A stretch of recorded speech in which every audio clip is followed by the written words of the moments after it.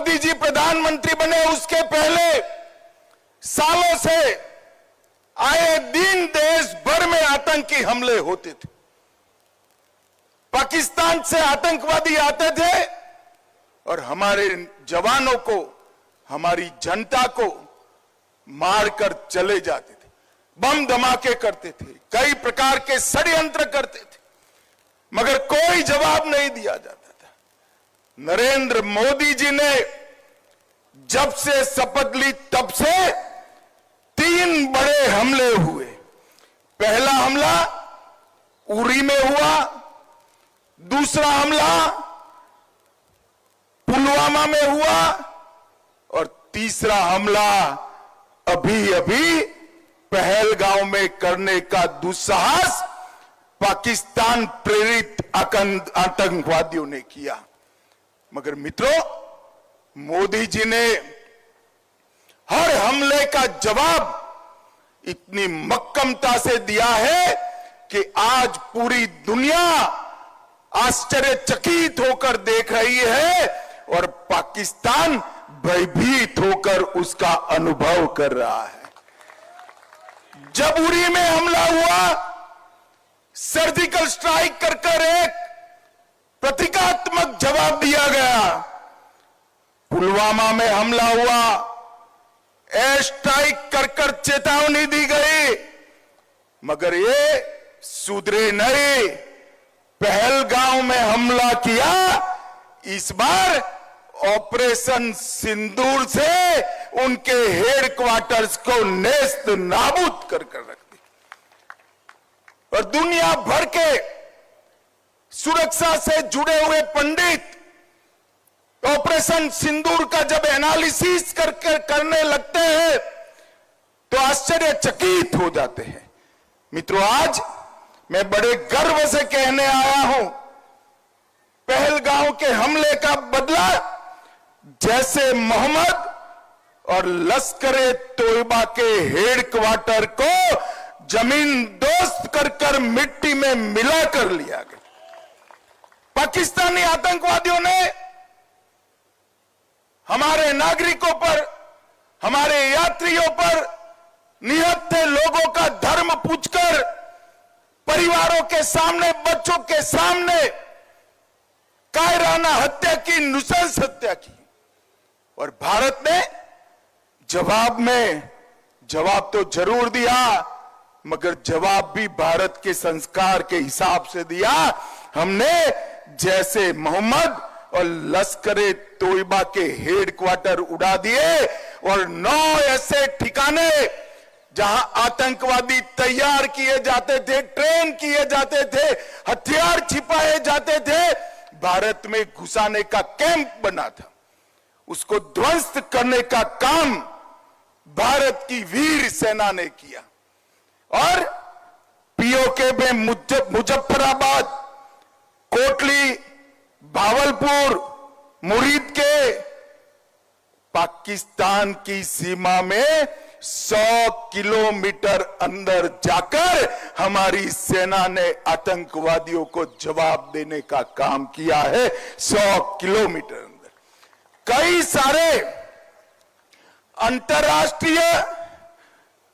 अंतर्राष्ट्रीय आतंकी घटनाओं के सरगना सियालकोट कैंप और कई सारे कैंपों में छिपे बैठे थे, वो सबको हमारे बम के धमाकों की गूंज ने स्पष्ट संदेश भेजा है कि भारत की जनता के साथ अगर किसी भी प्रकार का दुर्व्यवहार किया गया, आतंकी घटना की गई, तो उसका जवाब दुगने जोश के साथ दिया जाएगा।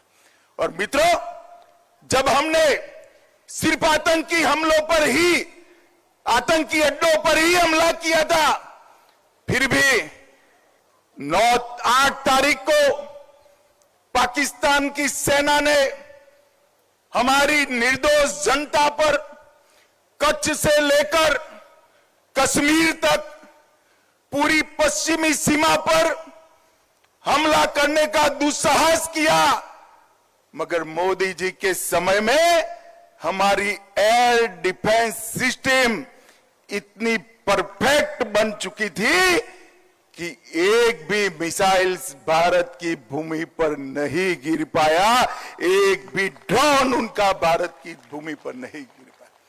100 से ज्यादा दुर्दांत आतंकवादियों को समाप्त करने के बाद जब एक भी हमला भारत को नुकसान पहुंचाने के में सफल नहीं हुआ, पाकिस्तान की सेना अभी सोचती ही थी और 9 तारीख को हमने 15 जगह पर, ये भी उनके एयरबेस पर, उनकी जनता को कोई नुकसान नहीं किया।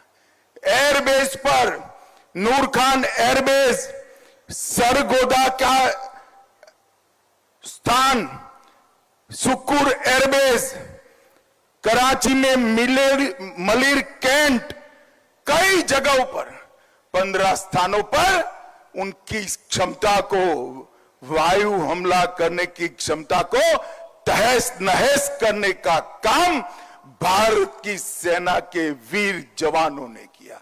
और उसने बता दिया कि आप हमारी मिसाइल्सों को नहीं रोक सकते हो। मित्रों, और आज पूरा दुनिया के लोग जब इसका एनालिसिस कर रहे हैं, भारत की सेना के सामर्थ्य को आश्चर्यचकित और आनंदित होकर देख रहे हैं। और पहली बार आजादी के बाद भारत की सेना ने 100 किलोमीटर अंदर जाकर पाकिस्तानी कैंप्स, आतंकवादियों के कैंप्स को ध्वस्त करने का काम किया। और जो डराते थे कि हमारे पास एटम बम है, उनको लगता था उनकी धमकियों से डर जाएंगे, परंतु ऐसा नहीं हुआ। हमारे वायुसेना, थल सेना, जल सेना, तीनों सेनाओं ने ईंट का जवाब पत्थर से देने का काम किया।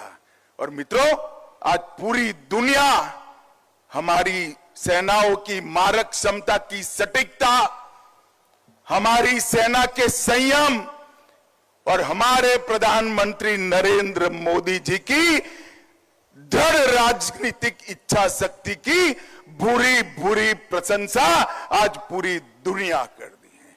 और आज मैं इस मंच से तीनों सेना के जवानों को, भारत की जनता और विशेषकर मेरे गांधीनगर लोकसभा क्षेत्र की जनता की ओर से मन पूर्वक सलाम करना चाहता हूं कि आपकी वीरता से हम सबका मस्तक गर्व से ऊंचा हुआ है।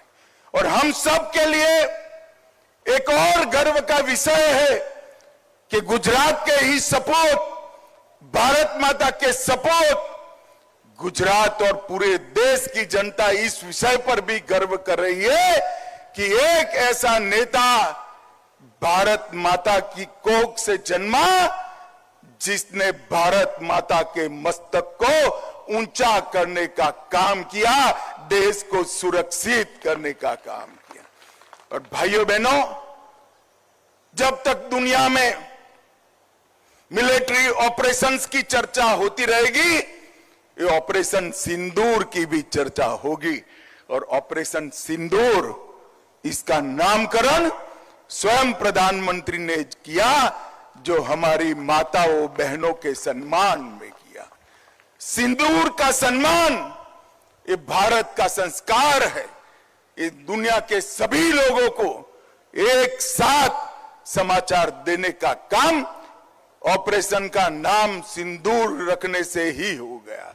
और वो सभी परिवारों को एक प्रकार से जो उनकी नुकसान हुआ उसकी तो भरपाई नहीं हो सकती, परंतु मोदी जी ने जो बिहार में वादा किया था, हम इसका बदला जरूर लेंगे, आतंकवादियों को मिट्टी में मिला देंगे, वो वादा उन्होंने जरूर पूरा कर दिया।